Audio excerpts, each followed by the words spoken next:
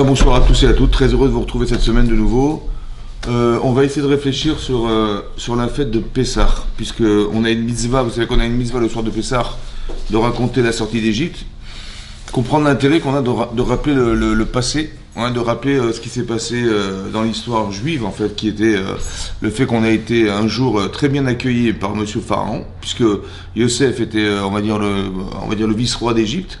C'est lui qui a permis partout, par son intelligence, sa faculté à pouvoir gérer l'économie du pays, d'enrichir l'Égypte. Ouais, c'est lui qui a enrichi l'Égypte, donc on a été très très bien reçus, jusqu'au final se retrouver des esclaves carrément exploités par Pharaon, au service d'une économie qui devait être florissante, puisque on est dans la plus grande puissance du monde, ça veut dire que c'était énorme ce qu'il y avait. Et donc on a été carrément assujettis pendant 210 ans d'esclavage. C'est-à-dire qu'il y a eu les travaux forcés ont duré 86 ans, ce qui est énorme, travaux forcés. C'est-à-dire que les gens sont nés, ils sont morts esclaves pendant des années, quoi. C'était horrible. Et ce schéma, en fait, on le retrouve dans l'histoire tout le temps. C'est toujours comme ça. On est toujours très bien accueillis. Après, en fin de compte, on est réduit à être des esclaves ou à être exterminés ou être. Pourquoi ce schéma? C'est important. Ouais. Donc, ça veut dire que là, on est là à rappeler ce qui s'est passé. Et à la suite de ça, ouais, c'est marqué clairement que à la suite on va dire que les Bnei Israël au départ étaient dans une souffrance énorme, et donc ils ont crié vers Hachem, ils ont crié à cause du travail forcé. Et parmi ces gens-là, il y avait des tzadikim, des gens justes qui ont prié Hachem pour demander à Hachem de nous libérer de cette souffrance. Et là, Hachem a écouté la souffrance des Bnei Israël et il a fait intervenir Moshe Rabbeinu. Alors, la question qui se pose évidemment, d'abord la première chose qu'on doit se demander, c'est pourquoi Kadosh Baruch Hu, il a été obligé d'attendre qu'on crie vers lui, pour se rendre compte que ses enfants étaient en grande souffrance et d'envoyer Moshe Rabbeinu. Est-ce que vous attendez que vos enfants ils crèvent de faim pour amener à manger? Non. Sûr? Et là, Hachem, il a été obligé d'attendre. Pourquoi il est obligé d'attendre? Il a entendu les cris, tout à coup, Veiskor et Beritou, il s'est rappelé de son alliance, celle d'Avraham qu'il avait contractée avec Avraham, il dit oh là là. Et donc il a demandé à Moshe Rabbeinu. Ouais, ça veut dire quoi? Il s'est souvenu de son alliance qu'il avait contractée. Pourquoi il a besoin d'attendre qu'on l'appelle pour pouvoir intervenir? Ça va? En fait, l'idée c'est la suivante. En fait, Hachem, vous savez qu'Hachem est transparent. Vous savez, on ne voit pas son intervention, il faut la comprendre. Maintenant, si on n'est pas capable, si on n'a pas envie de le faire intervenir, Hachem ne peut pas intervenir. Pourquoi? Parce que ce que va faire Hachem, c'est toujours par le biais de quelqu'un. Ça va? Il va jamais lui-même intervenir et ouvrir les rideaux, il dit voilà, je me présente, je suis le bon Dieu. Pourquoi il fait pas ça à Hachem? Pourquoi il se dévoile pas à Kadosh Baruch Hu? Vous savez pourquoi il se dévoile pas à Hachem? Non, c'est pas dommage. Parce qu'on serait Louis, on pourrait pas. On pourrait pas supporter telle puissance. C'est vrai. Mais pourquoi malgré tout il se dévoile pas dans une évidence? Pour qu'on ait le libre arbitre. Ça veut dire que, mais c'est vrai pour qu'on ait le libre arbitre, mais surtout que on soit pas obligé de croire en lui. Ça veut dire pourquoi c'est important? Parce que dès l'instant où je n'ai pas la liberté de choisir, je ne suis pas un être humain. Si je suis obligé d'accepter l'idée qu'Hachem existe, je suis obligé. Je n'ai pas le choix. C'est pas une décision qui est prise en soi. C'est pas une décision. Je suis obligé d'y croire. Non, Kadosh Baruch Hu aurait voulu qu'on ait décidé de. Donc il va toujours faire par intermédiaire, il y a toujours la liberté de dire oui ou de dire non. Et c'est toi qui dois choisir que c'était lui et pas. Donc il va toujours passer par intermédiaire. Il va. Maintenant, qu'est-ce qui va se passer? Donc il faut absolument qu'on lui demande pour qu'il intervienne. Pourquoi? Parce que si on ne demande rien du tout, et Hachem il envoie les Américains en Égypte et qu'ils nous sortent d'Égypte, qu'est-ce qu'on va dire? On va dire merci les Américains. Alors Hachem, il aurait aimé qu'on arrive à le retrouver. L'objectif, c'est de le retrouver. Alors il va attendre qu'on l'appelle. Et l'instant où tu appelles Hachem, il va faire intervenir l'Américain. Et en faisant intervenir l'Américain, tu vas dire merci Hachem d'avoir envoyé l'Américain. Le but, en fait, c'est le lien. Hachem, il veut créer ce lien. Il veut créer ce lien. Et ce lien doit se faire dans ces conditions-là. Ça veut dire que si tu ne l'appelles pas, alors il n'interviendra pas. Ça va? Pourquoi? Parce que c'est pas qu'il veut pas intervenir, c'est qu'il peut pas intervenir. L'objectif, c'est la rencontre. L'objectif, c'est d'arriver à reconnaître que. Ça peut pas se faire si tu n'es pas demandeuse ou demandeur. C'est impossible. Vous comprenez? Donc ça, c'est un principe de base qu'il faut déjà retenir. À part ça, il faut aussi savoir qu'il y a des mots en hébreu utilisés. Oui, Pessah, Mitzraïm. Donc Pessah, c'est la fête, ouais. C'est comme ça que s'appelle la fête. Donc il faut bien comprendre que si on appelle cette fête Pessah, c'est quelque chose de profond derrière le fait qu'on l'ait appelé comme ça. Et à part ça, Mitzraïm, c'est l'Égypte, oui. Mais le mot Mitzraïm vient du mot Metzarim, qui veut dire des limites. Donc la sortie d'Égypte, la Yetziat Mitzraïm, la sortie d'Égypte, c'est peut-être la sortie de ses limites. C'est-à-dire qu'on doit avoir la capacité de définir ce que nous sommes, et on aurait tellement aimé qu'on puisse sortir de ces limites. Peut-être que la liberté exprimée par la sortie d'Égypte, c'est d'arriver à avoir la liberté de sortir de ses limites. La Yetziat Mitzraïm, la sortie d'Égypte, qui va se traduire par la sortie des formes de limites qu'on s'est nous-mêmes installées. Ouais, on voudrait nous faire sortir d'une forme de limite. Retrouver Hachem, c'est sortir d'une limite qui serait temporelle. Ouais, qui serait dans un espace fini. Nous, on voudrait sortir de cette forme de limite. Et donc, c'est une invitation à ça. Pessah, oui, ça s'explique de 3 façons. Pessah, Rachid traduit soit avoir pitié d'eux, soit avoir sauté au-dessus. Ouais, on sait qu'Hachem nous a épargné en sautant au-dessus des maisons. Ou alors, Pessah, en hébreu, Pessah, ça veut dire, P, c'est quoi? La bouche. Quand on dit Mbappé, elles sont dans la bouche. Mbappé. Oui? Vous connaissez? Les paroles, ouais, Mbappé, elles sont dans la bouche. Mais non. Comme si on avait besoin de parler. Il fallait qu'on discute, il fallait qu'on échange. Il fallait qu'il y ait une communication qui se passe par la parole. Vous avez vu que dans la Torah, c'est marqué, tu raconteras aux oreilles de tes enfants et de tes enfants ce qui s'est passé en Mitzrayim, en Égypte. Mais on doit passer par la parole. Ça va? Et la communication se fait par la parole. Donc, Pessah, c'est qu'on doit pouvoir raconter la sortie d'Égypte. La formulation qui a été donnée dans la Torah, dans la Haggadah de Pessah, c'est sous la forme question-réponse. Vous avez vu? Question-réponse. C'est-à-dire qu'on va demander à nos enfants, on va les introduire, bien sûr on va les instruire, etc. Mais après, moi, ce qui m'intéresse, c'est Manishtana. Quelle est la différence? Il faut que tu m'expliques la différence, la nuance. Ouais, le discernement qui existe dans les notions. C'est très important qu'un enfant, il doit apprendre à réfléchir. Ouais, l'éducation de nos enfants n'est pas d'informer nos enfants simplement, mais de les former à penser. Et donc on dit, ok, tu connais, super, Manishtana, dis-moi la différence entre ça et ça, faire la différence entre ce jour-là et d'autres nuits, etc., de me montrer la différence. Très important qu'il y ait un rapport de réflexion. On voit bien qu'il y a même dans la cérémonie de Pessah, vous avez vu ce qu'on fait? Ouais, on va faire le kidouche, ouais, avec du vin, et après on va manger du céleri. Pourquoi on mange du céleri? Ben vous savez pourquoi? Parce que c'est pas normal qu'on mange du céleri. Normalement, on fait kidouche, on fait des tiatiadaïm, on fait motzi, on mange du pain. Et tout à coup, on dit, on va sortir du céleri. Pourquoi ça du céleri? L'interrogation. Vous avez compris? On prend le plateau et on l'enlève. Pourquoi tu l'enlèves? On va manger? Non. Juste pour que tu t'interroges, pour que tu vois toutes les anomalies, pour que tu réfléchisses. De nous apprendre à voir. Ça va? Et voir toutes les différences, toutes les incohérences qui peuvent exister dans la vie. Et c'est ça, comme ça qu'on éduque nos enfants. Ouais, dans la capacité de réflexion. Pourquoi c'est important la question? Pourquoi j'ai besoin de savoir la question? Oui, parce que la question, c'est une forme de souffrance. Quand on pose des questions, en fait, on souffre de ne pas comprendre. Et lorsqu'on répond, on est soulagé d'avoir compris. Ça va? Ça veut dire que le fait qu'on pose des questions, d'abord, c'est pour donner une autre dimension à ce que vous avez compris. Parce que j'ai pas compris, j'ai une question. Alors je dis, j'ai pas compris parce que selon ce que je sais, ça paraît pas logique. Selon ce que je sais, ça ne paraît pas cohérent. Ça va? Donc j'ai une question, je comprends pas. Mais non, je souffre de la question parce qu'elle me dérange. Alors je vais donner une dimension autre. Je vais répondre à la question. Et je vais voir que, en fait, répondre, c'est donner une autre dimension à l'existence. Donc c'est fondamental, la question est fondamentale. Ça veut dire que la différence entre donner des réponses à des gens et poser la question pour donner une réponse, la différence, elle est quoi? Si je donne des réponses, les gens vont dire, j'ai compris ce que tu m'as dit, mais je ne vois pas à quoi vient répondre ce que tu m'as dit. Parce que j'ai compris, vous avez compris? Vous écoutez un cours, vous avez compris ce qu'a dit le Rav, vous avez lu un texte, vous avez compris ce qu'a dit la personne qui a écrit, mais est-ce que vous avez fondamentalement compris à quoi vient répondre ce qu'il a dit? Quand vous vivez quelque chose dans votre vie, est-ce que vous comprenez à quoi vient répondre ce que vous vivez? Alors il faut poser la question. C'est pour ça que la question est fondamentale. Vous avez compris? Par exemple, on mange des matzot à Pessah. Ça va? C'est marqué dans la Torah, parce qu'on n'a pas eu le temps de faire du pain. Ça va? Ça vous va ou pas? Vous n'avez pas de questions? Vous savez, quoi, c'était tellement important qu'on mange du pain. Pour que, on n'a pas mangé du pain.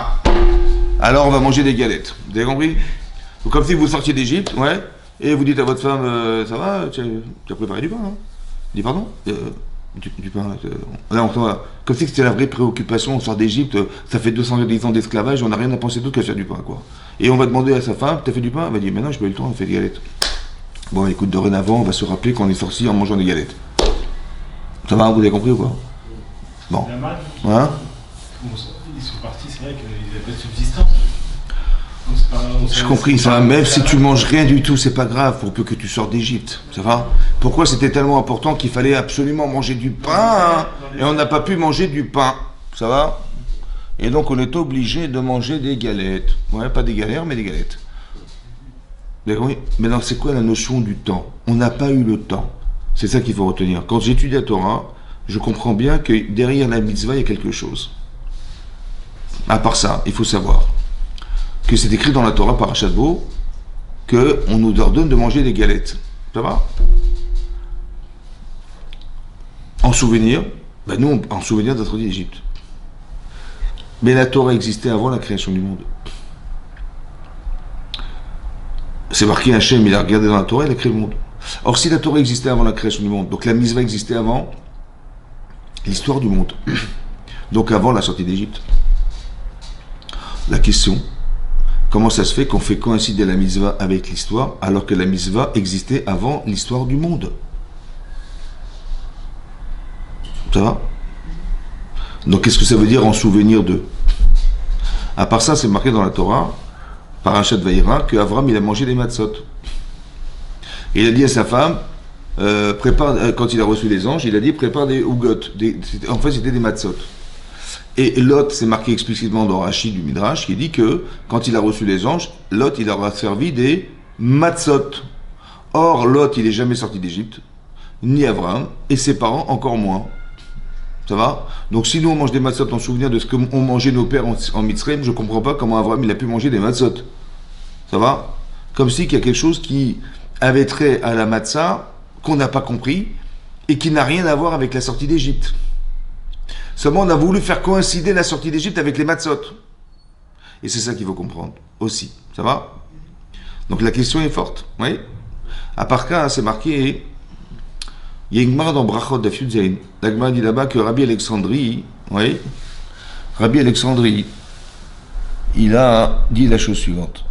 Retsonenu, notre volonté est de faire ta volonté, Hachem. Faire les misot. C'est bon, qu'est-ce qu'on peut y faire? À cause du séor, à cause de la levure qui se trouve dans la pâte. Alors on ne peut pas réaliser ce projet. On n'a pas envie. Ça va? À cause de quoi? La levure qui se trouve dans la pâte. Séor. C'est marqué dans la Torah. Il faut vous débarrasser de la levure qui se trouve dans vos maisons. C'est quoi cette levure? Ouais. Là-bas, Rachid nous explique, c'est le mauvais penchant qui se trouve dans chacun d'entre nous. C'est ça le séor, la levure. Le Yetzerara, c'est ça la levure. Comment ça se traduit dans la pâte? Alors quand on fabrique du pain, comment on fait du pain? Ouais. On prend de la farine, ouais, on prend de l'eau, on prend de l'huile, du sel, du sucre, un peu de sucre, ouais, et on met de la levure, ouais, qu'on trempe dans l'eau, et on en fait, et on la dissout dans l'eau, et après on la verse dans la farine, et on pétrit. Et après, ouais, on met la boule de pâte dans une bassine, et elle gonfle. Ça va? Qu'est-ce que ça nous apprend? Que la levure fait gonfler la pâte. Qu'est-ce que ça nous apprend? Ça nous apprend deux choses. Un, on a l'impression que tout marche tout seul. C'est vrai? Ouais. Vous avez vu que la pâte, elle gonfle toute seule. Vous avez vu que la nature, elle pousse toute seule. La terre, elle tourne toute seule. Hein, c'est ça? Ouais. Les saisons, tout est là. Il pleut tout seul. Les nuages s'élèvent, ça crée de la pluie. Tout est tout seul. Vous avez compris? On a l'impression que tout seul. Il n'y a personne derrière qui est de l'organisateur de la nature. Ça va? On a l'impression que c'est comme ça, ouais, c'est vrai, ouais. Et donc on voudrait nous dire, tu sais, il n'y a pas de bon Dieu. Ça, c'est la faculté qu'a le séor de nous faire croire qu'il n'y a personne derrière. Le séor, c'est la levure qui nous fait croire que tout marche tout seul. Vous avez vu, il n'y a pas de bon Dieu derrière personne. Ça, c'est la première chose. La deuxième chose, c'est la suivante. Si vous dites à quelqu'un, hein, tu vois, on va faire un kilo de pâte ensemble. Ça va? Et donc on met de la farine, on met de l'eau, on met de la levure, on met du sel, du sucre, etc. On pétrit la pâte. Et cette pâte, je la mets dans la bassine. D'accord? Donc c'est une pâte qui a un certain volume. Et on a pesé ensemble, on a tout fait ensemble, et on a vu que cette pâte, elle pesait 1,1 kg, 1,2 kg. Je lui dis, cette pâte-là, avec le volume que tu vois, elle pèse 1,1 kg.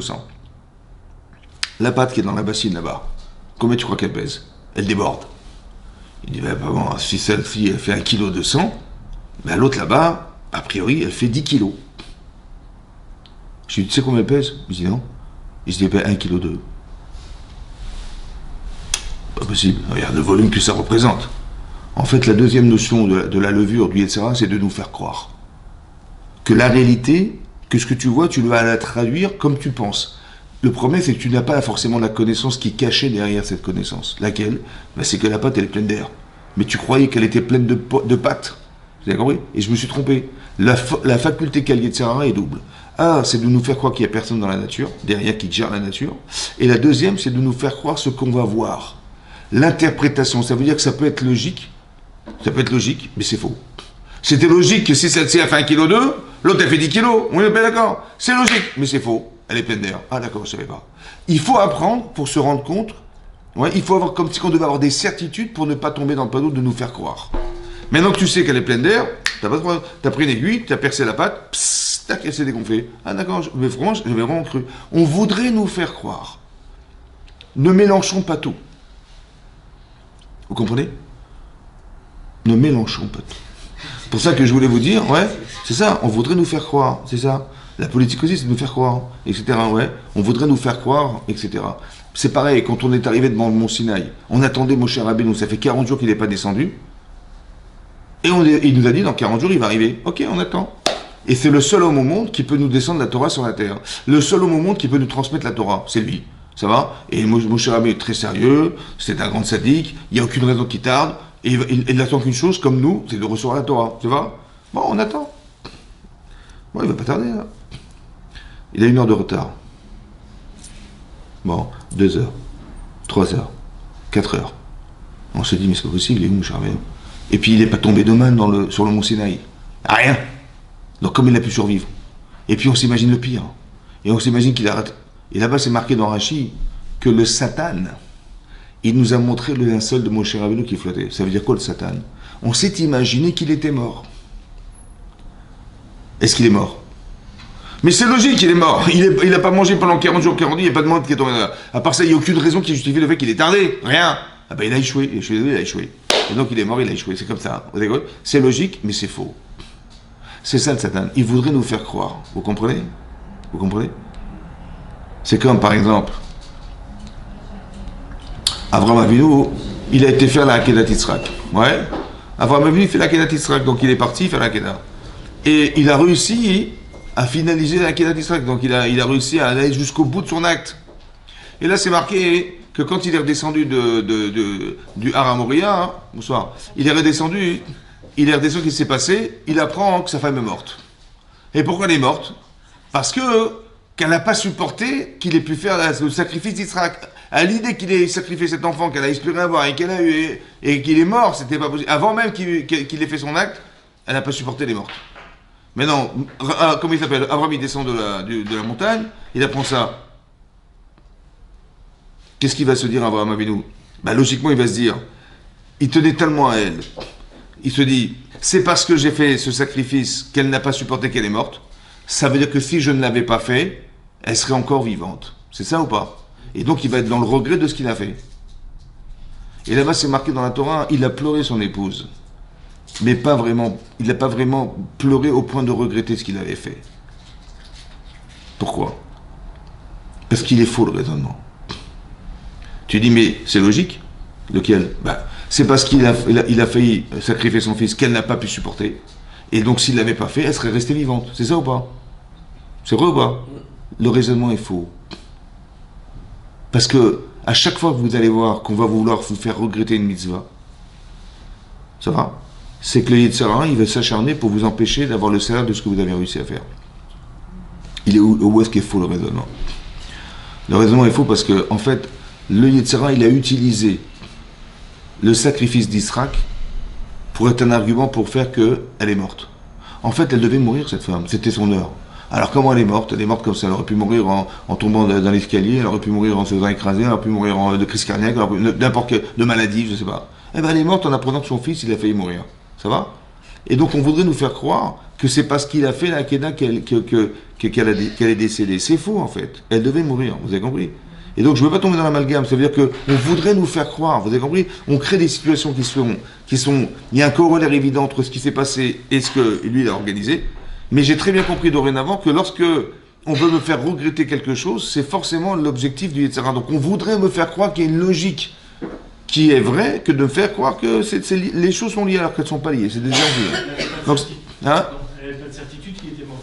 Ben, disons qu'elle n'avait pas de certitude, mais elle n'a pas supporté de voir, de savoir, parce qu'elle avait demandé à des gens, des géants de voir de ce qui se passait. Elle dit, ouais, au lieu, on voit un vieil homme qui va sacrifier un enfant. Elle a compris que c'est son fils. Et donc, ça veut dire que quelque part, elle n'a pas supporté l'idée que ça puisse être possible. Elle a été victime de ses émotions, on va dire.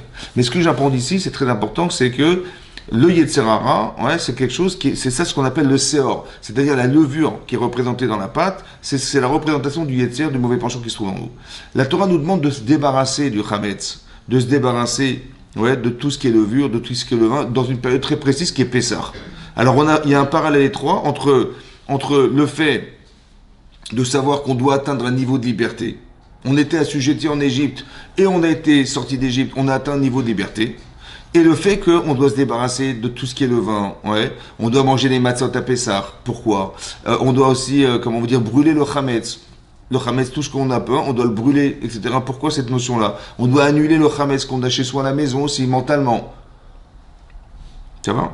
Quelle était la liberté qu'on a atteint en sortant d'Égypte? Ça aussi, c'est à réfléchir. Ouais, quel niveau de liberté?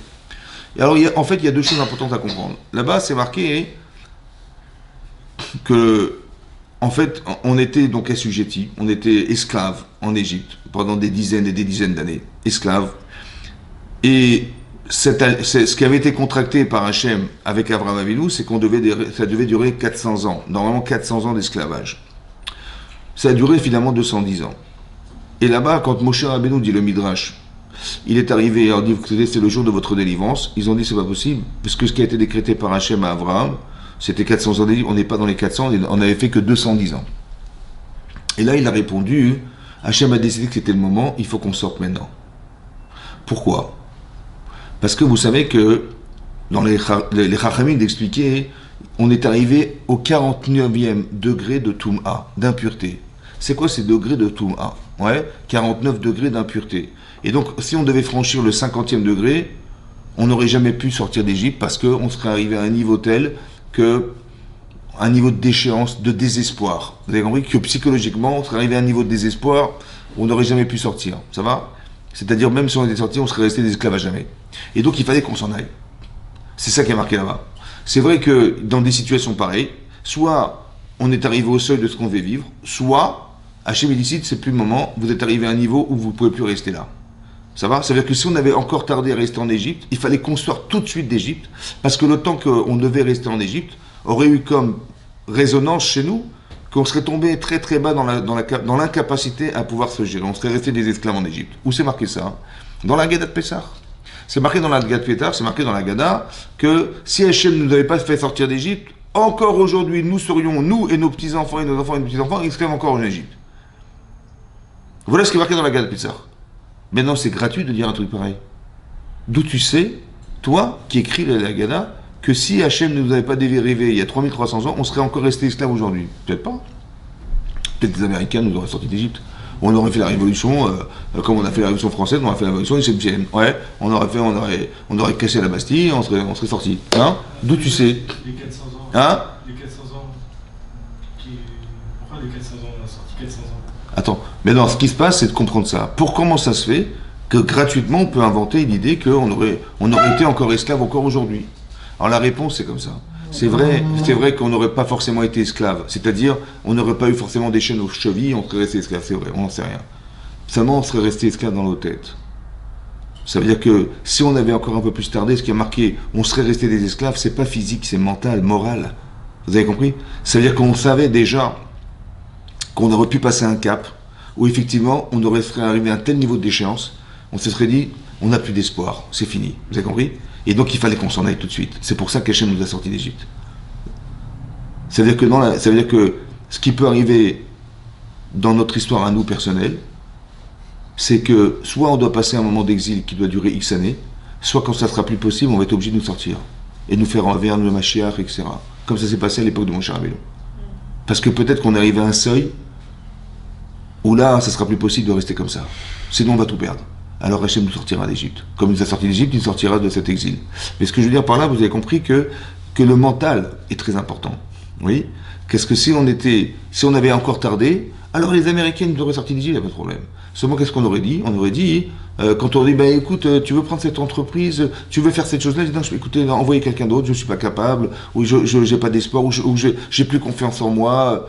Ça s'appelle la Touma, ça. C'est quoi l'impureté? L'impureté, c'est quoi l'impureté? L'impureté, c'est comme quelqu'un qui décède, il devient impur. C'est comme quelqu'un qui dort, il devient impur. C'est comme quelqu'un qui faute, il devient impur. Pourquoi on devient impur? Parce que la faute, ouais, elle est répertoriée comme c'est marqué dans le Midrash, c'est marqué là-bas, que Hachem, il a dit à Pharaon, il a dit, quand Moshe Rabbeinu est venu lui dire qu'il fallait absolument nous libérer pour sortir d'Égypte, il a dit, je n'ai pas compris, vous avez le temps de réfléchir. Vous êtes des fainéants, hein. Alors je vais vous rajouter du travail. Et il a demandé à ce qu'on ramasse on devait avoir un quota de fabrication de briques qui était énorme. Et il a dit, je vais en plus vous rajouter du travail, vous allez dorénavant ramasser de la paille pour fabriquer des briques. Et là, ça devenait infernal. Et là-bas, c'est marqué dans le Midrash, Ata metame et tatzmecha, tu te rends impur. Alors, Ani mosif lecha tumatra, je rajouterai de l'impureté sur la tienne. C'est quoi l'impureté? C'est de rajouter quelque chose qui va encore plus l'entêter. C'est ça, oui? Donc c'est quoi l'impureté, finalement? C'est l'incapacité d'être sensible à ce qu'on provoque. L'insensibilité, ça s'appelle l'impureté dans la Torah. L'inconscience, ça s'appelle de l'impureté dans la Torah. L'indifférence, ça s'appelle de l'impureté dans la Torah. Pourquoi c'est impur? Parce que quand tu lui dis, mais tu n'as pas honte de faire ce que tu fais là, de rajouter du travail, il dit, mais quel est le problème? Il est comme mort en fait. Vous avez compris? C'est comme si tu le pinces, tu dis mais t'as pas honte. Tu le pinces, c'est honteux ce que tu fais, tu te sens pas contredit par ce que tu fais. Tu vois pas que c'est inhumain ce que tu fais, tu le pinces, tu dis c'est des problèmes. Je comprends pas. Parce que c'est pas dans ses intérêts de les libérer. Ça veut dire que l'intérêt qu'on a de s'entêter au détriment de se dire mais ils n'ont rien à faire ici ces gens-là. Ça s'appelle la Touma. C'est comme quelqu'un qui décède et qui est tamé. Il n'a pas d'objectif, il n'a pas de raison d'être, il n'a pas de vie en fait. Vous avez compris ce que ça veut dire?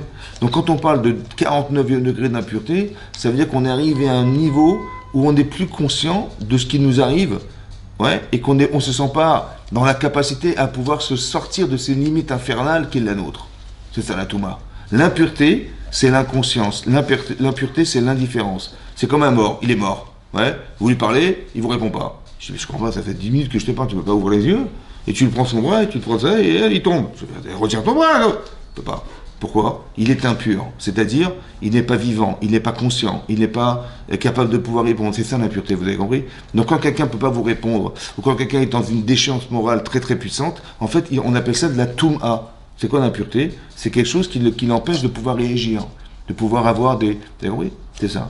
Ça veut dire que l'entêtement qu'a Pharaon, c'est de défendre des intérêts qui soient politiques, qui soient économiques, qui soient de aura, il a une aura fantastique. Il se prend pour le dieu du Nil, monsieur.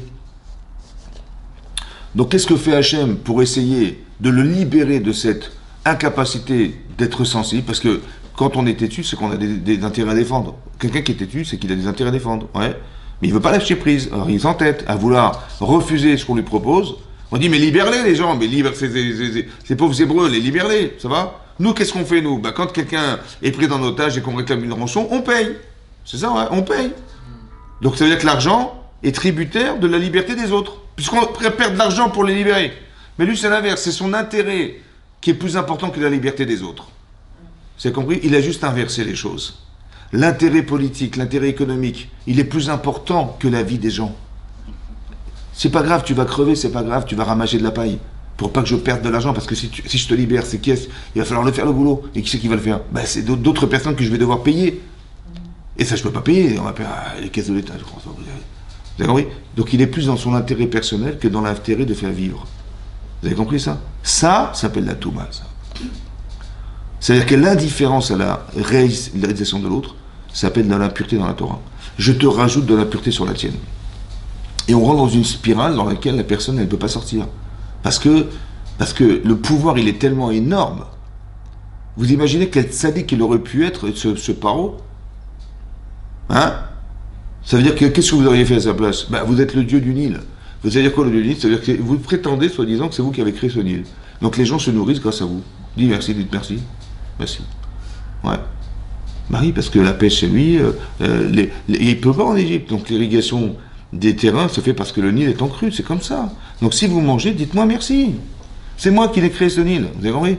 Donc c'est ça qu'il a fait. C'est ça qu'il a fait. Ouais. Donc c'est pour sauvegarder Paro alors?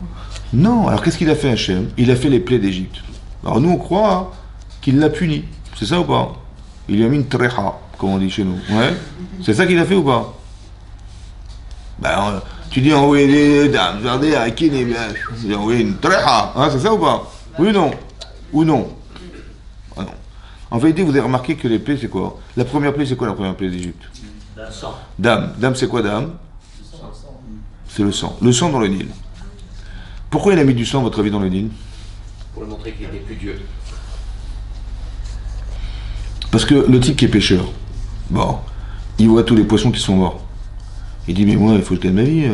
Bon, on lui dit, mais c'est qui est le dieu du Nil? Ben, c'est Monsieur Pharaon. Bonjour, Monsieur Pharaon. Bonjour. Écoutez, j'ai un petit problème. Voilà, moi, je suis pêcheur. J'ai mon ami qui est agriculteur. Et tous ces légumes, ils ont pourri. C'est vraiment du sang qu'il y a dans le Nil. Hein. Bon, vous êtes le dieu du Nil. On est bien d'accord. Donc, vous allez nous transformer le sang en eau. Si ça vous dérange pas. Ça va? Il est capable ou pas? Non, ben non. Donc?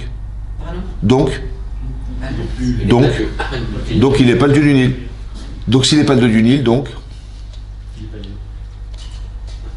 il n'a rien à défendre. Parce que qu'est-ce qui l'empêche de les sortir d'Égypte? Parce que c'est la honte. Tu es le dieu du Nil et tu libères des Hébreux. Ah, ça va pas. Ça va, c'est un acte de faiblesse.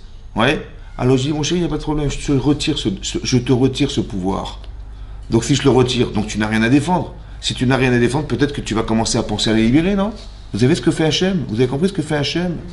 En fait, j'ai bien compris un système, c'est de dire que parce que j'ai des intérêts, que je ne veux pas lâcher, que vous allez crever, vous allez vous laisser travailler, parce que si je vous libère, mais qu'est-ce que diront les gens de moi? Il va y avoir des manifestations, les gilets jaunes, mais il est fou ce roi-là, mais qui c'est qui va remplacer les Hébreux là? Personne. Sur le plan économique, sur le plan de la aura, dans les journaux, c'est une catastrophe. Sur le plan économique, il va falloir payer des salariés pour pouvoir remplacer ces gens-là. Oui. Mais c'est sûr que je refuse, c'est sûr. J'ai aucun intérêt à les libérer, ça va pas. Quoi. Et puis on me dit Hachem, d'où je connais Hachem, moi. Mais en fait, qu'est-ce qui se passe? C'est que son intérêt politique et économique, il est tellement puissant qu'il n'est pas capable d'être cohérent et de se rendre compte de la souffrance qu'il occasionne chez les autres. Mais on est habitué, ça fait 210 ans, ils sont dans les chantiers, ça fait 210 ans, ça va, on est habitué. Comprenez? On n'est plus dans la souffrance de ce qu'on organise. On n'est plus dans la souffrance de ce qu'on provoque chez les autres. Alors qu'est-ce que fait Hachem? À cause de quoi? À cause de l'intérêt? Alors je t'enlève, t'es plus le dieu du Nil. C'est de moins en moins le roi d'Égypte. Vous avez compris ce que fait Akadosh Baruch Hu? Ça veut dire qu'il l'aide, c'est contre lui ou c'est pour lui? En fait, il veut qu'il fasse teshuva. C'est-à-dire que la souffrance n'a que pour objectif d'éliminer, au fond, ce qui l'empêche de faire ce choix. C'est-à-dire de libérer les gens, d'être sensibles. Vous savez ce que fait la souffrance? C'est incroyable ou pas? Après, il y a deux façons de gérer. Soit tu dis, bah écoute, tu te baisses les bras. Écoutez, le bon Dieu est trop fort. C'est vrai? Soit tu dis, ah tu m'as fait ça, tu vas voir ce que je vais te faire. Tu m'as fait l'archouma, tu me fais la honte. Tu vas voir ce que... Et je vais m'entêter encore plus, mais pour d'autres raisons. Pour des raisons d'égoïsme, pour des raisons d'orgueil. Donc on est dans deux phases différentes. Il y a des gens, vous allez leur démontrer A plus B qu'ils ont tort. Ils vont dire, écoute, tu avais raison, je me suis trompé. Il y a des gens qui vont dire, je vais te prouver que tu as eu tort A plus B. Il m'a dit, tu m'as fait cette honte, tu vas voir ce que je vais te faire. Vous avez compris? Ou alors il va vous dire, tu as raison, mais je m'en fous. Ça va? Ça va? Oui, tu as raison, mais je m'en fous, laisse-moi tranquille. Ça veut dire qu'on n'est pas dans l'intérêt de savoir qu'en vérité, la confrontation, c'est une confrontation humaine et pas une confrontation d'idées. Et c'est dans ce registre qu'on se retrouve chez Pharaon. Vous avez compris? Ça veut dire qu'on peut s'enfermer dans des intérêts personnels, on n'a même plus la liberté de choisir. C'est grave. C'est pour ça qu'on parle de Pessah, de liberté. Est-ce que nous sommes libres? Vous avez compris? On a tous des intérêts à défendre. Et donc, est-ce qu'on a le choix? Est-ce qu'on a le choix de pouvoir décider? Et à cause de quoi on n'a pas le choix? Parce qu'en fait, on veut défendre des choses, on veut défendre des intérêts. Alors la Torah dit, écoute, débarrasse-toi de tout ça. Va nettoyer le chametz qui est chez toi à la maison. C'est quoi le chametz? Vous avez vu comment on écrit chametz en hébreu? En hébreu, chametz et matzah. Le chametz, c'est le pain. La matzah, c'est la galette. Oui. En hébreu, chametz, ça s'écrit chet mem tzadik. Oui. Chet mem tzadik. Et matzah, ça s'écrit mem tzadik he. Il y a deux lettres en commun, le mem et le tzadik. La différence, c'est le he et c'est le chet. C'est marqué dans la parashat Bereshit. Et les toldot shamayim va'aretz. Voici les dérivés du ciel et de la terre. Behi bare'am, lorsqu'il les a créés. Beyom, le jour. Asot, Hashem Elohim, le jour où avait fait Dieu la terre et le ciel. Eretz ve'shamayim. Voici les dérivés. Donc on nous parle de l'univers. C'est marqué Behi bare'am, lorsqu'il les a créés. Mais la Gemara a expliqué Behe bar'am. Behi bare'am, ça s'écrit Behe bar'am. C'est les mêmes lettres. Avec la lettre E, il les a créés. Comme c'est comme on voulait nous dire que la structure dans laquelle nous nous trouvons, c'est un hé. C'est un hé. Vous savez comment on écrit un hé? Il y a un toit, il y a un mur, et il y a un petit mur, et il y a une porte, et il y a une grosse porte. C'est ça? Pourquoi on nous a créé ça? À la différence du chet. C'est que s'il y a une mouche qui se balade dans la salle, là, elle va se cogner contre la vitre. Il n'y a pas d'ouverture. Et elle va croire qu'il y a une ouverture, mais il n'y en a pas. Elle va se cogner, clac, elle va revenir, elle va re-se-cogner là-bas, elle va se revenir. Elle voit en transparence, mais c'est un mur, en fait. Le chet en hébreu, c'est une lettre, mais le chet, c'est une faute. On est enfermé. Il n'y a pas de porte. Le hé, c'est que tu peux sortir et tu peux rentrer. Tu peux faire tes chouvas. C'est-à-dire, tu t'es rendu compte que ça n'allait pas, tu dis, je suis sorti par la petite porte, je me suis trompé. Alors tu peux rentrer par la grande porte.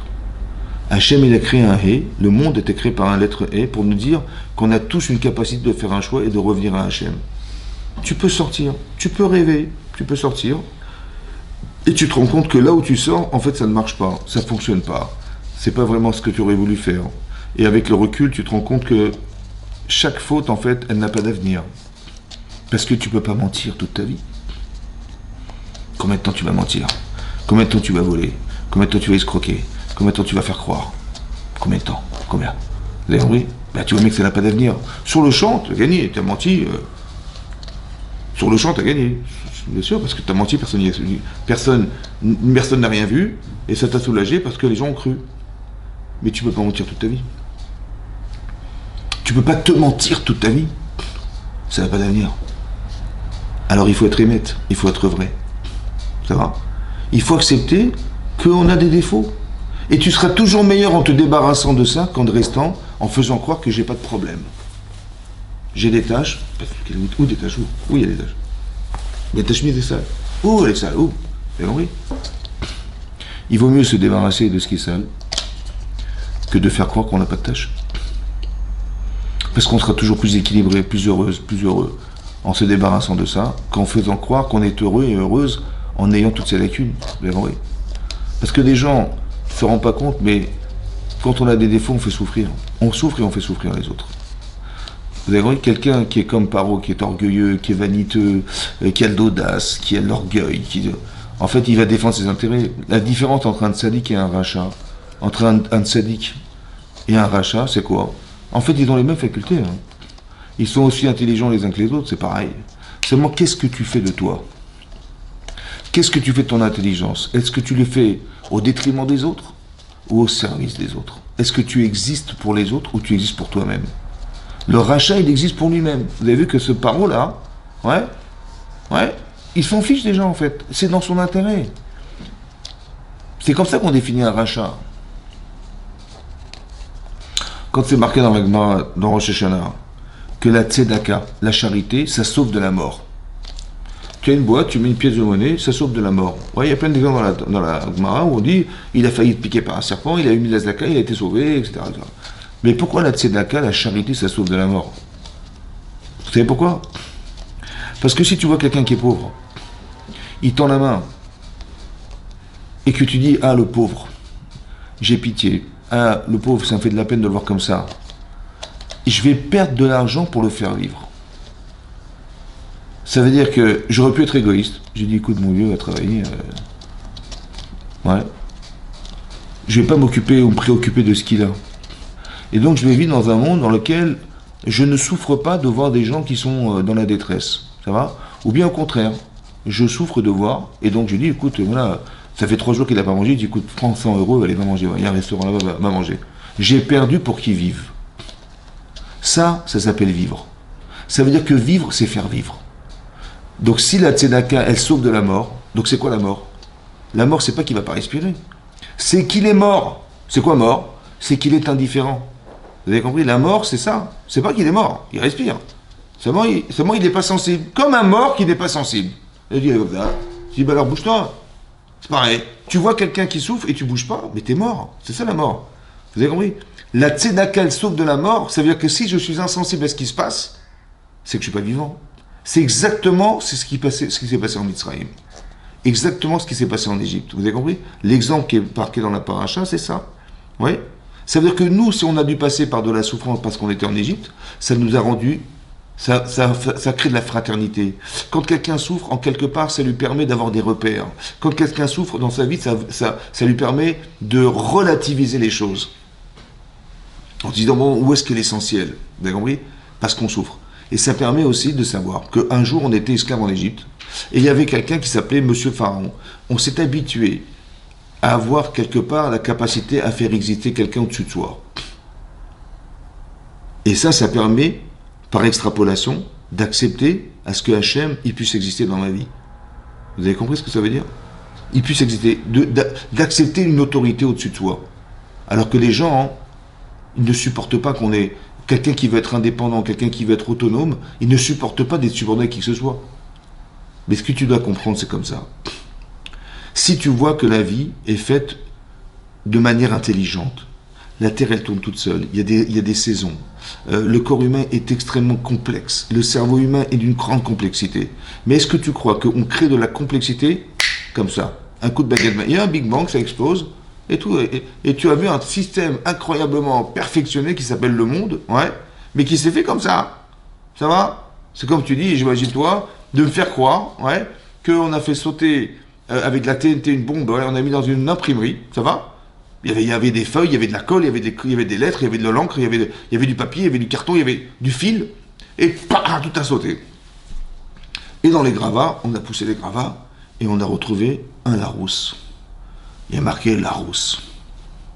Avec les jets d'encre. Et on a ouvert les pages, il y avait des mots, il y avait même il y avait des chiffres, incroyable. Il y avait les chiffres des pages, il y avait des mots, il y avait des définitions. C'est possible ou pas? Non. Pourquoi? Pourquoi c'est pas possible? Bah, ça a explosé, voilà ce qui est sorti. C'est possible ou pas? Non. Pourquoi c'est pas possible? Parce qu'il n'y a pas d'intelligence. Bah oui, parce que pour écrire, il faut réfléchir. Mais une explosion, c'est l'antithèse de la pensée. Il n'y a rien, c'est instantané. Il n'y a pas de réflexion. Donc comment tu peux créer dans l'instantané de la pensée? C'est pas possible. Donc si c'est pensé, c'est que il y a un penseur. Et s'il y a un penseur, c'est qu'il y a quelqu'un qui était déjà là, qui avait pensé. Vous avez compris ce que je veux dire? Il y a forcément un créateur. C'est pas possible. Vous avez un soleil qui se trouve à 150 millions de kilomètres. Ça va? 150 millions de kilomètres, il y a une étoile qui s'appelle le Soleil, qui mesure 110 fois la Terre, qui est énorme, ouais, et qui éclaire la Terre et qui réchauffe la planète. C'est bon ou pas? Maintenant, on est en train de discuter, vous savez, avec la pollution, il y a un effet de serre, et on est enveloppé d'un nuage de pollution qui empêche la chaleur de s'échapper. Et donc la Terre, elle est en train de chauffer. C'est vrai ou pas? Combien de degrés? Combien? 2 degrés. À 2 degrés près, à cause de la pollution qui est provoquée par les hommes et les êtres humains, on est bien d'accord? Alors, la planète elle risque de se détruire. Ça veut dire que si on n'avait pas pollué la Terre, on est à la bonne température ou pas? Bah oui. Et grâce à qui? Grâce à quoi? Grâce à quoi? Grâce à quoi? À quoi? Grâce à quoi? Grâce au soleil. Oui, non. Mais qui c'est qui l'a mis là à 150 millions de kilomètres pour qu'on soit à la température, mais précise? Au degré près, on n'est pas en train de discuter de 10 degrés ou 25 degrés, 1 degré, c'était trop. 2 degrés, c'est impossible. C'est la fin du monde. Vous avez quoi? Mais qui c'est qui l'a mis là pour qu'on soit à la bonne température? Hein? Ben, ça a été pensé ou pas? Très bien. Mais qui c'est qui a pensé? Si on n'est pas envahi par la mer aujourd'hui, pourquoi la mer ne nous envahit pas? Il y a les marées hautes et les marées basses. Pourquoi? Parce que l'attraction lunaire. La Lune, elle tombe sur elle-même, et l'attraction lunaire empêche la mer de nous envahir. Pas la belle mer. La mer. Mais qui c'est qui a mis la Lune? Qui c'est qui l'a fait tourner? On a eu du pot. Il y a des règlements actuellement. Il y a eu des règlements. Mais qui par qui? À cause de qui? Faut des humains. Des hommes. À cause de quoi? De l'égoïsme. C'est-à-dire, la mondialisation, bah, c'est de gagner le plus d'argent possible. Ouais. Donc on va manger, si déjà avec de l'herbe, les vaches elles grossissent. Ouais. De l'herbe. Alors si on donne un peu de graisse, elles vont grossir plus vite ou pas? Et après, Crofet Jacob, attrape des maladies. Les poissons c'est pareil. C'est-à-dire on ne respecte pas la nature, comme si on croyait que c'était mécanique. Mais non, c'est divin.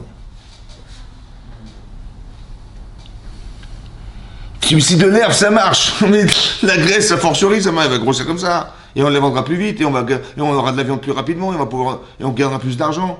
On va polluer la terre. On a des usines qui polluent la terre. Ça va? C'est pas grave. On sera déjà plus là. Quand il y aura des malades à cause de la maladie, à cause des particules qui se baladent dans l'air. Déjà, les gens qui produisent seront plus là, sont plus sur la terre déjà. D'accord? Pour peu qu'on puisse s'enrichir sur le dos des autres. Vous avez compris ça? C'est ça. Et on vit dans un espace dans lequel on voudrait gagner de l'argent. Ouais, la finance, les machins, quand il y a des guerres. C'est marrant parce que le président d'Ukraine, il a dit je comprends pas. Ils se sont tous, quand l'Iran a envoyé des bombes sur Israël, la France est intervenue, les Américains sont intervenus, les Anglais sont intervenus, hein, etc., etc. Il dit mais pourquoi? Mais Israël ne fait pas partie de l'OTAN. Ouais, non. Comme moi. Et pourquoi vous ne m'aidez pas? Comme s'il a demandé. Ça va? Il a raison ou pas? C'est quoi la différence? Ben, la différence, elle est économique. En fait, qu'est-ce qu'on a gagné d'aider l'Ukraine?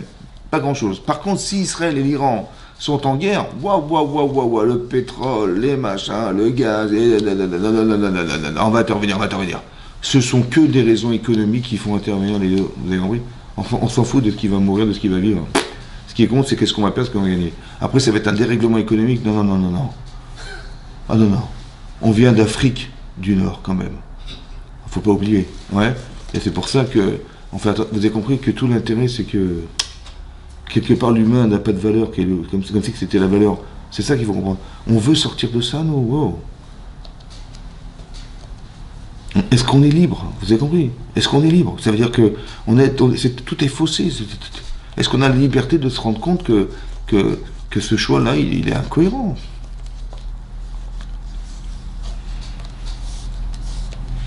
Pessah, c'est de nous faire sortir de cette spirale. Ça veut dire que tu vas commencer à aller chercher le Hametz. Va voir ce qui gonfle, va voir ce qui est faux. Vous savez, nous, de l'extérieur, on n'est pas des présidents, on n'est pas des ministres, on n'est pas des machins. Mais on se rend compte qu'il y a une incohérence. Monsieur Poutine qui attaque l'Ukraine sous prétexte qu'il va s'attacher à l'OTAN. C'est pas grave, laissez tranquille. Non, on va tuer des gens, on fait la guerre pour pouvoir avoir une hégémonie quand même. Il faut... il y a une image quand même, on n'est pas n'importe où, on est la Russie. Comme si que c'était pas assez grand, quoi. Le plus grand pays d'Europe, il n'est pas assez grand, il faut envahir aussi encore un pays. Et après, il vient encore un Pologne. On ne sait même pas ce qu'il veut faire. Mais qu'est-ce que tu as à chercher? Vous avez compris? Ça va pas, il y a un problème. Ouais. C'est ça l'Yetzirah. Vous comprenez le Hametz? C'est ça l'Yetzirah. Il faut te débarrasser du Hametz. Ça veut dire comme ça. C'est marqué dans la Mishnah, c'est marqué dans la Gemara, dans Psachim. À partir du verset, c'est marqué Ushmartem et amatzot. C'est marqué vous garderez les matzot à Pessah. Et Rachid expliquait, selon le Midrash, la Gemara dans Psachim, qui dit que vous garderez la matzah, c'est-à-dire que vous allez la pétrir et vous allez garder qu'elle soit tout le temps pétrie sans avoir d'interruption. Ça va? Parce que si tu laisses la pâte gonfler pendant 18 minutes, ce qui pourrait servir à faire des matzot, ça ne pourra plus faire un matzot, ça va devenir du chametz. C'est le temps, la pâte est la même, les ingrédients sont les mêmes, la seule différence, c'est le temps. Il ne faut pas laisser le temps à la pâte de gonfler. Ça va? Combien? 18 minutes. Donc il faut que tu la gardes, tu la pétris. Et de là, on apprend un principe, une mitzvah, qui vient d'entre tes mains, ne la laisse pas passer. C'est ce qui est marqué. T'as l'occasion, fais, fonce. C'est ce qu'on appelle zrizin, ça veut dire qu'il faut être zélé dans les mitzvot. Il ne faut pas tarder à faire. Dont le tir, ça, parce que ne lis pas matzot, mais lis mitzvot. C'est les mêmes lettres. Même tzadik, vav, vav, tav, matzot, mitzvot, c'est la même lettre. Ne lis pas matzot, mais lis mitzvot. Depuis quand la mitzvah dépend du temps? C'est-à-dire que si tu la fais pas, comme si que cette pâte, elle était consommable à Pessah, si tu attends, elle sera plus consommable à Pessah. Et c'est même pire que ça, c'est que c'est comme si tu transgressais Shabbat, ou tu transgresses Kippour si tu manges des matzot qui sont venus du Chametz. Tu n'as pas le droit de posséder du Chametz, c'est toi. Il faut te débarrasser du Chametz. Depuis quand on n'a pas le droit de garder les choses? Mais si elles sont interdites, tu peux les garder. Non, ça tu ne peux pas l'avoir chez toi. Il faut t'en débarrasser. C'est quoi cette histoire de temps? Il ne faut pas tarder. C'est bon? Si tu laisses le temps et que tu crois, comme je vous ai dit, Moshe Rabbeinu, ça fait 6 heures qu'il aurait dû arriver, il n'est toujours pas venu. Et on a cru, donc j'ai une question, je ne sais pas ce qui est devenu cet homme.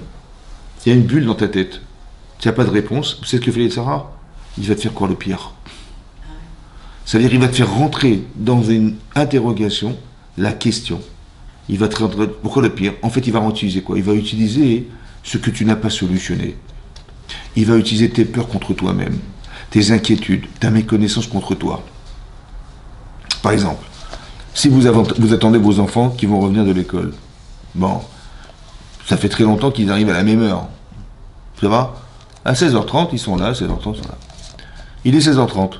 Donc, comme d'habitude, ils vont arriver. C'est ça ou pas? Il est 16h30. Ils vont taper à la porte. Maintenant, il est 16h45. Un quart d'heure de retard. Ils sont censés rentrer de l'école, ils ont un quart d'heure de retard. 17h. Comment ça va? On s'inquiète. Hein? On s'inquiète de plus en plus. 17h15. 3 quarts d'heure de retard. À quoi vous pensez? Au pire. Pourquoi? Le plombier il est arrivé en retard. Bon, c'est pas grave. Mais mes enfants ils sont arrivés en retard. Ils se sont fait écraser, hein. Ils ont été kidnappés. Pourquoi on pense au pire? Hein? Pourquoi ils ont pensé qu'il était mort? Parce que quand on tient aux gens, on tient à la personne, on sait qu'on ne pourra pas se passer d'elle. Alors on a peur pour nous, en fait. Mais c'est une carence.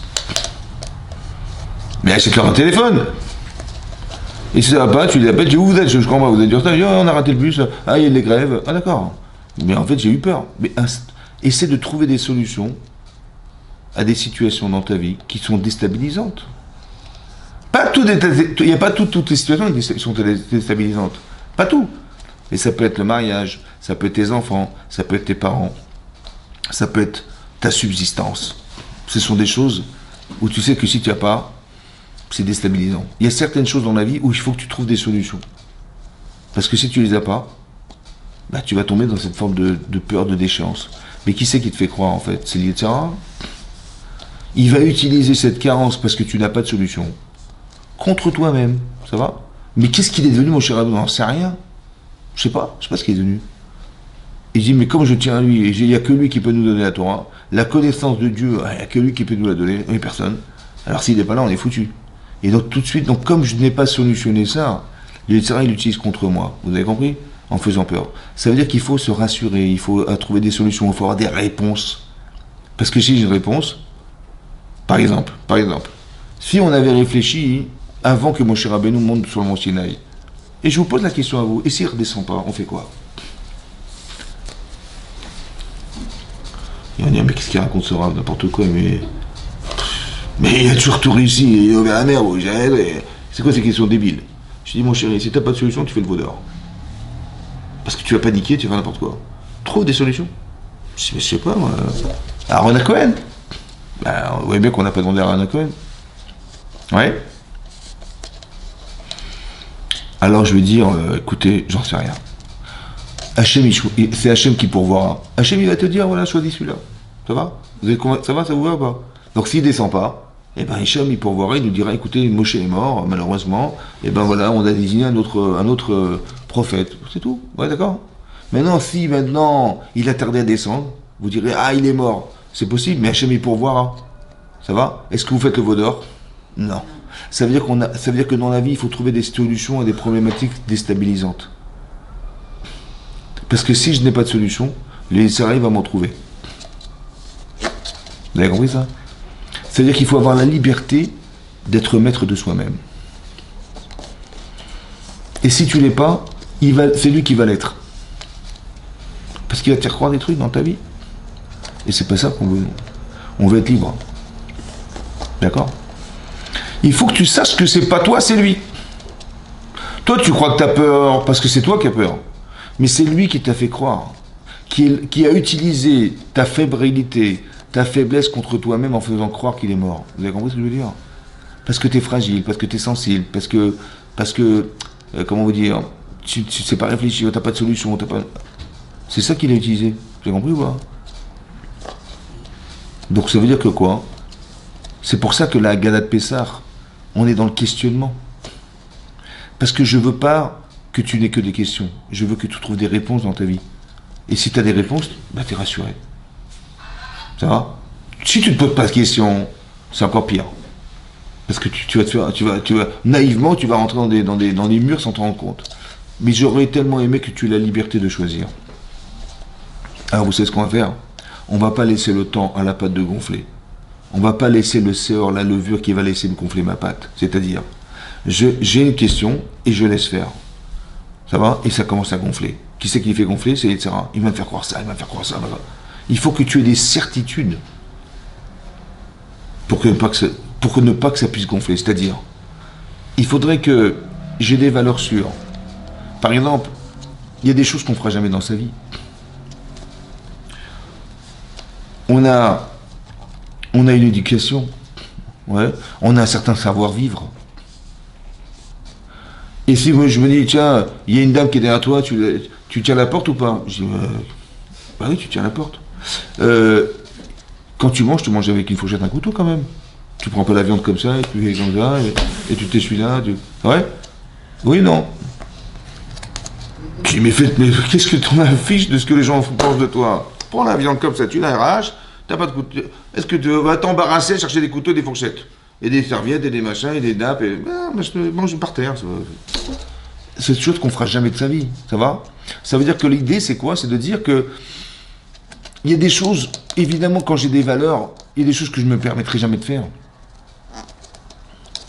Donc ça veut dire que j'ai pas dit de Sarara d'aller manger comme ça, ou d'être irrespectueux, de rentrer chez moi, et je enlève mes chaussures et mes chaussettes, et je mets les pieds sur la table, et j'attends, j'ai ma femme, tu peux me servir, s'il te plaît? On met pas les pieds sur la table, il y a des choses qu'on ne fera jamais de sa vie, vous comprenez ou pas? Mais c'est très intéressant, vous savez pourquoi? Parce que c'est quoi la liberté finalement? Est-ce que la liberté c'est d'avoir le choix? Ou la liberté c'est de plus avoir le choix?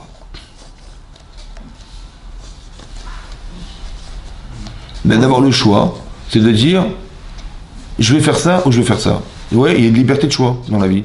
Il y a des gens qui n'ont pas le choix. Vous êtes en Russie, on va vous faire croire que Poutine, il a gagné les élections à 88%. Je dis bien sûr, parce qu'il a remis un flingue sur la tête. Ils n'ont pas le choix, les types. Ouais?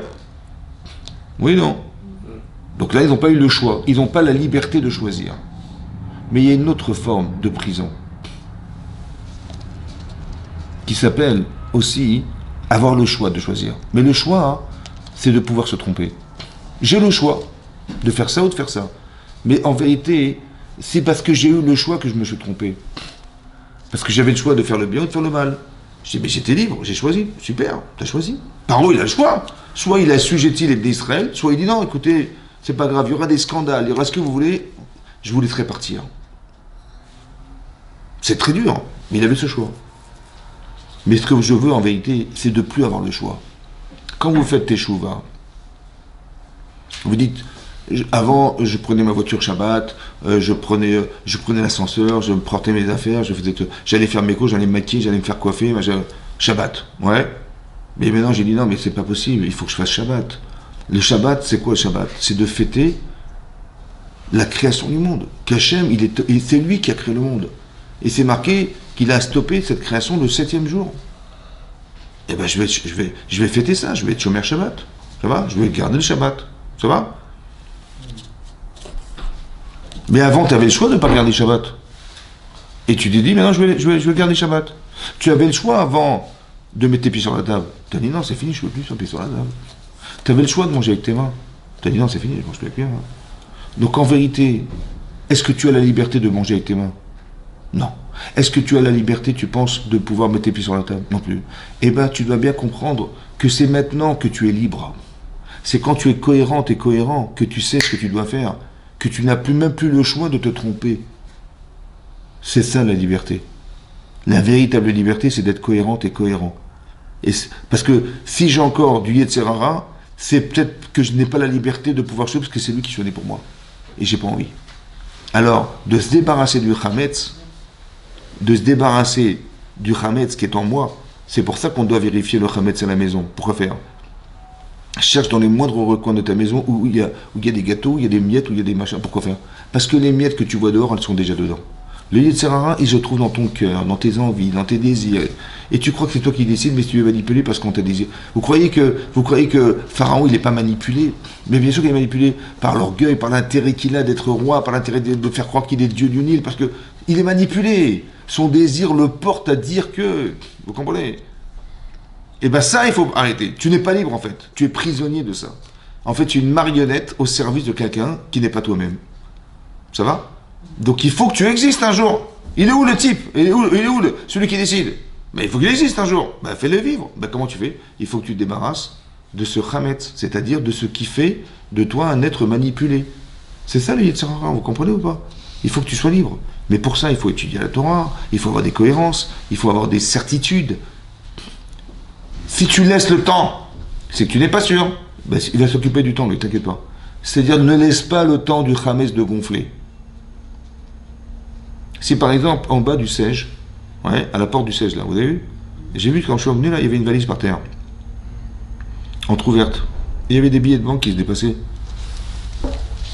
Il y avait environ 3 millions d'euros dedans. Ça va? Mais il y a des passants, ils passent. N'importe qui peut prendre la valise, hein. 3 millions d'euros. On y va ou pas? Vous dites, oh, on ira demain. On y va ou pas, Olivier? 3 millions d'euros, tu cours ou tu tardes ou tu tardes pas à y aller? Ben, évidemment qu'on va pas tarder, on va tout de suite prendre l'ascenseur, on va sauter par la fenêtre pour aller chercher la valise, et ça va. Oui? Donc si tu sais combien ça vaut, tu cours. Mais si tu sais pas combien ça vaut, si tu tardes, c'est que tu sais pas combien ça coûte d'avoir cette valise. Si tu tardes à faire la mitzvah, si tu te rends pas compte de la richesse que représente la mitzvah pour toi, tu dis on la fera cet après-midi, c'est pas grave. Ne la laisse pas gonfler. Si tu laisses le temps, c'est que la valeur de la mitzvah, en vérité, elle est devenue du Hametz. Vous avez compris? C'est-à-dire que ce qu'on voulait nous enseigner, c'est de dire, pourquoi tu tardes à faire les choses? Si on pouvait te montrer dans le Gan Eden ce que tu as gagné de faire une mitzvah, on te montre à l'infini ce que tu gagnes, à l'infini. Tu vois que tu gagnes de l'argent, ben cet argent il va s'épuiser un jour. Mais là, c'est inépuisable, à l'infini.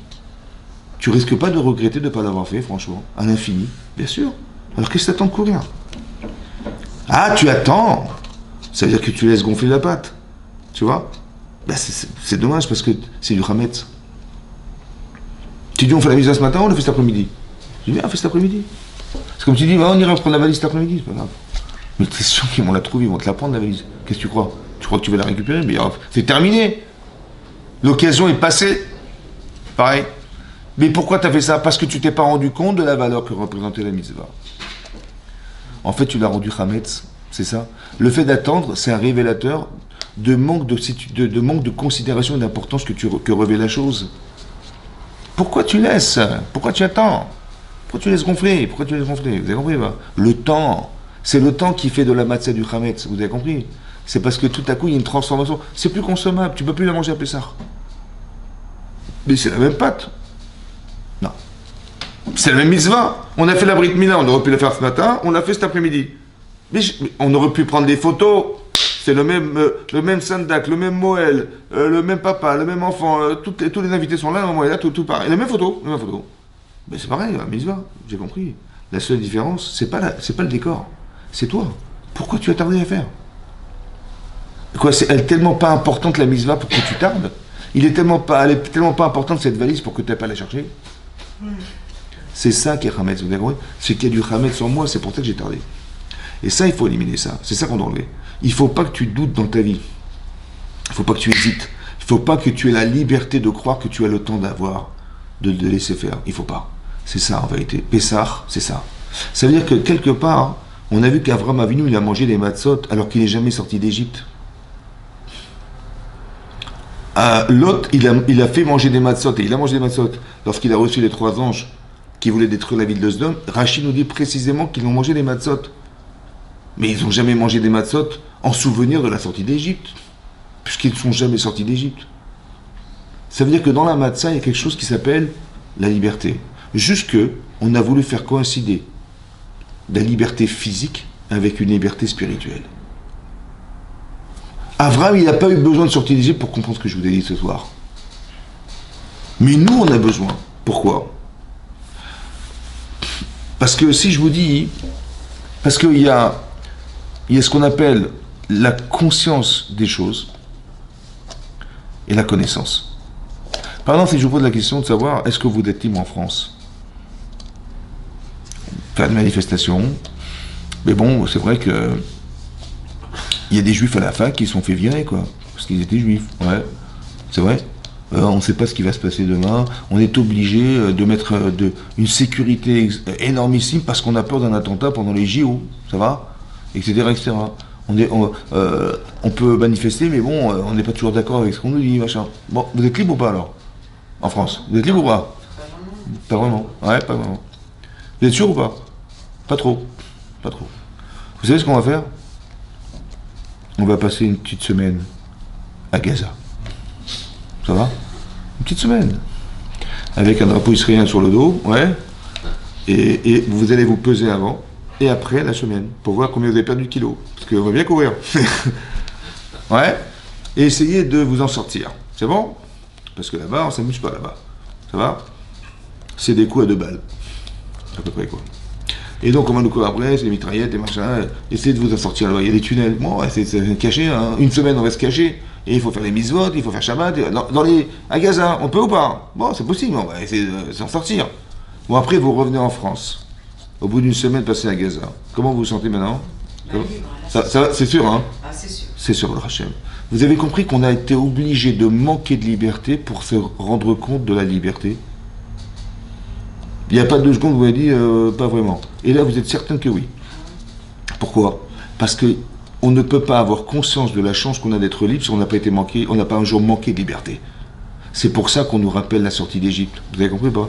Rappelez-vous, nos pères, comment c'était dur, et on mange du maror, et on mange des matzot, et on mange des galettes, et on mange de la harouzette. Pourquoi faire? Mais pour que tu te rends compte de la situation qui était la tienne, ou celle qui était la leur. Vis la situation. Et là, maintenant, tu dis, grâce à Dieu, après, mon Dieu. Mais pour arriver à avoir la conscience d'être libre, il faudrait qu'on ait été privé un jour de cette liberté. Vous avez compris? Par exemple, si vous demandez aux gens, pourquoi vous faites le 14 juillet? Mais ils vont dire, parce que feu d'artifice, défilé. Mais pourquoi faire? Je sais pas, défilé, quoi, feu d'artifice. Mais non, on est en train de fêter la Révolution française. Bah, en 1789, la France était une monarchie. Il y avait un roi en France, il s'appelait Louis XVI. Ouais. Et monsieur, il fallait pas s'opposer à la royauté de l'époque, parce que sinon tu passais ta vie en prison à la Bastille. Bon, il y avait des gens qui étaient des pauvres, des gens qui n'avaient pas beaucoup d'argent, etc. Ils se rendaient compte du faste qu'il y avait dans le royaume. Madame Marie-Antoinette, elle avait 3000 servantes qui s'occupaient d'elle, et aux frais de l'État, et eux, ils étaient en train de crever la dalle. Ouais. Alors ils en avaient marre. Qu'est-ce qu'ils ont fait? Ils ont fait une révolution.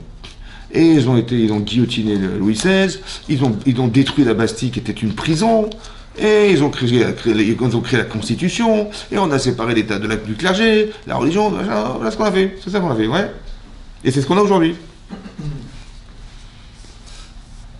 Est-ce qu'on leur dit aux gens, vous savez ce qu'il y avait un jour, il y avait la Bastille. Il y avait une prison à la Bastille. Est-ce qu'on leur raconte ce qui s'était passé, et à l'époque, comment c'était? Non, on fait les feux d'artifice. Mais nous, pourquoi on ne fait pas les feux d'artifice? Venez, on fait les feux d'artifice à Pessah, ouais.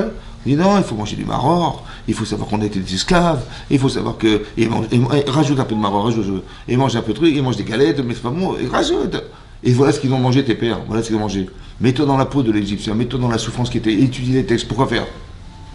Parce que tu sais pourquoi? Parce que c'est que dans cet état-là que tu vas avoir conscience de la liberté. Parce que la liberté, égalité, fraternité, c'est tes mots en fait. Mais est-ce que tu as conscience de ce que tu racontes? Alors il faut le vivre pour le comprendre. Ou bien il faut le comprendre en le racontant. Et quand tu vas t'imaginer ce que tu vas dire, tu vas dire, waouh, la chance qu'on a, grâce à Dieu, on est. Vous avez compris? Et là tu vas être reconnaissante et reconnaissant, et là tu vas accepter la Torah et Hachem. Parce que sans lui, on n'aurait jamais pu s'en sortir. Ça va? C'est ça. Donc on atteint un niveau de croyance en Dieu en se rendant compte des faveurs qu'il nous fait. Là, j'ai reçu un texto récemment, là, et un grand scientifique, il a dit que le dôme de fer, normalement, il peut, maximum de maximum, contrecarrer 90% des obus qui sont tirés. Oui. Et là, on est arrivé à 100%, 99%, et un obus qui est tombé, mais bon, il dit c'est impossible. La probabilité n'existe pas. Un grand scientifique, il a dit ça. Donc Hachem. Vous savez, là, comment elle s'est ouverte la mer Rouge? Ben, Dieu, il a pris un vent d'Est, très puissant, il a percé la mer, elle s'est ouverte. Et on a vu ça, et on est rentré dans la mer, et on a eu du pot quand même, parce que là, juste à ce moment-là, ouais, on a eu du pot quand même, qu'il y a un type qui a pensé au dôme de fer. Il n'y a pas d'autre endroit dans le monde où il y a ce dôme de fer, ça n'existe pas. Hein. Mais là, on a eu du pot quand même, hein, non? Il n'y a pas un scientifique américain qui a découvert, non, en Israël, oui. Mais est-ce que c'est pas Hachem? Vous avez compris ce que je veux dire? Tu peux pas dire que c'était pas... Tu dis, mais peut-être c'était le vent qui a ouvert la mer. Bah peut-être, je sais pas. Bah oui, je sais pas vous, je vais un vent arriver, il a percé la mer. On a eu du pot, on a vu un couloir d'eau, on est rentré dedans. Et après la mer s'est retournée comme par hasard, le vent il s'est arrêté, il a noyé les Égyptiens. Ah, il y a eu du pot, pas ça que voilà. Bah tu veux, c'est le vent, Ou tu peux dire, mais non, Hachem il voulait que tu choisisses entre le vent et lui. Alors il a dit, je vais mettre le vent. Il voudrait savoir, est-ce que c'est grâce au fait qu'on ait un dôme de fer qu'on a été sauvé, ou c'est Hachem qui t'a permis de te sauver? Eh ben tu vas calculer la probabilité, tu vas te rendre compte que ah ouais, c'est bizarre quand même. Un type il m'a dit, il y a très longtemps, il travaillait chez des vendeurs d'armes en Allemagne. Il m'a dit, ce que je vous dis c'est secret. Hein. Ok, mais je vais quand même dire dans les cours. Il m'a dit que c'est les gens qui voulaient genre exploiter ce dôme de fer. Il a dit que normalement le dôme de fer, il peut faire sauter 20 bombes. Ça va? Mais là, hein, le Hamas, il est envoyé par 25. Et ils sont très très embêtés parce qu'ils ne savent pas expliquer comment ça se fait que les 5 autres, elles n'ont pas sauté. Alors qu'ils veulent exploiter le dôme et le vendre à d'autres pays étrangers. Mais ils n'arrivent pas à l'expliquer. Alors comment tu veux vendre un produit si tu ne sais pas l'expliquer? Ils sont dans une grande énigme, ils ne se comprennent pas. Ils ont envoyé par 25 comme ça, et elles sautaient toutes. Il dit, mais comment ça peut envoyer que 20 bombes? Et tu peux faire sauter que 20 bombes, et disons qu'il y a les obus qui vont faire sauter les bombes qui sont là, et tu peux en faire sauter que 20, pas plus. Et ils ont envoyé par 25, vous savez les autres, vous savez? Et les 5 autres, on ne sait pas comment ils sont. Et 5 à chaque fois, les 5, on ne sait pas où ils sont passés. Et il dit, c'est très embêté parce qu'économiquement, on veut exploiter ce produit et on ne sait pas l'expliquer. Comment tu veux vendre un produit, tu ne sais pas l'expliquer.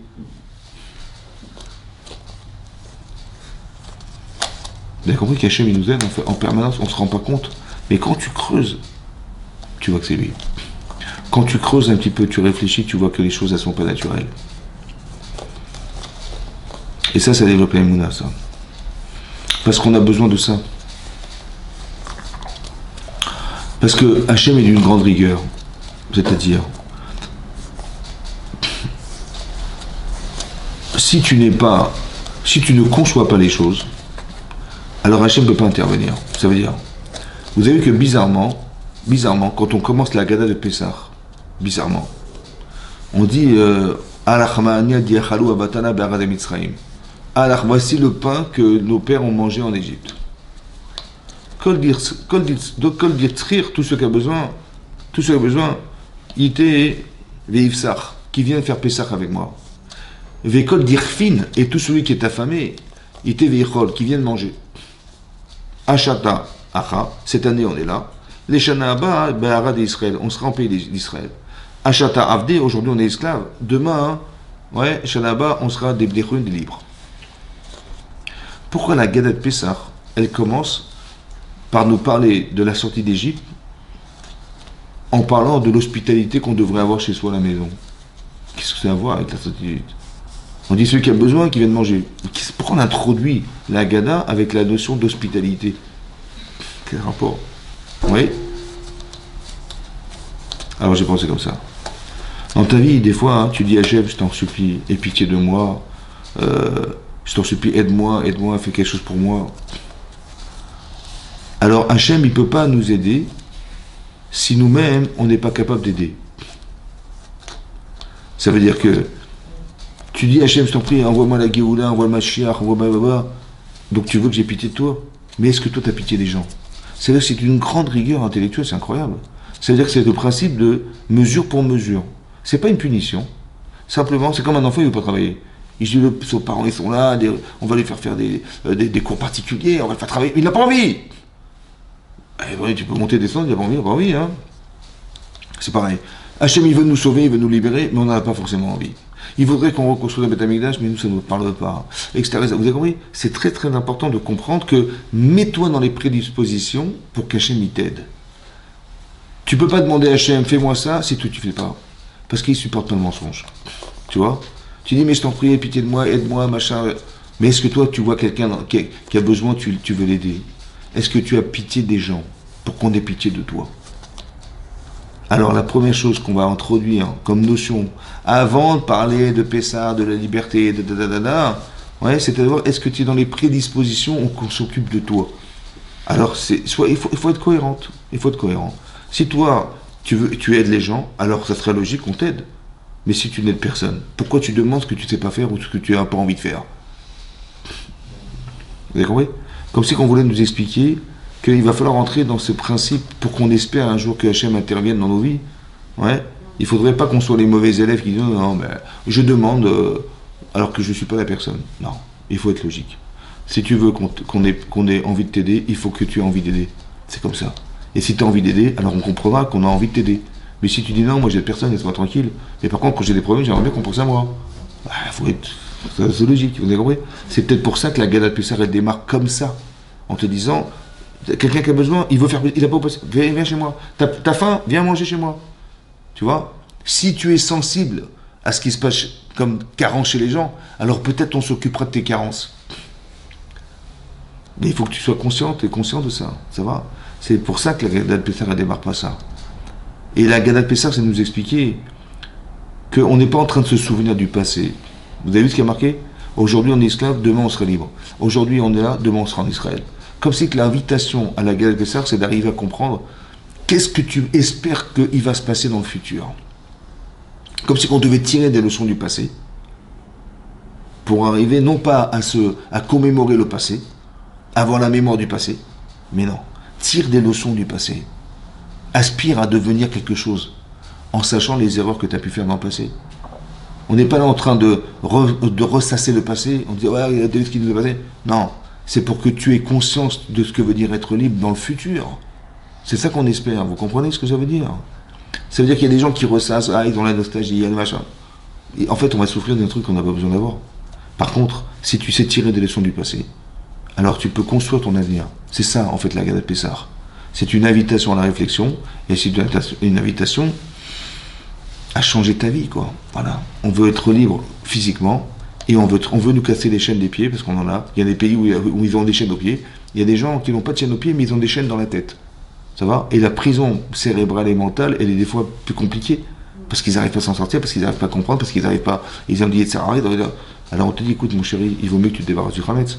Donc regarde-toi dans la glace, regarde où ça va pas, essaie de faire un travail sur toi-même. Ouais, ça peut être un travail sur la connaissance de soi, ça peut être un travail sur savoir est-ce que c'est toi qui manipule ta vie ou elle est manipulée par quelqu'un d'autre. Est-ce que tes choix c'est les tiens ou c'est ceux d'un autre qui est en toi? Vous avez compris?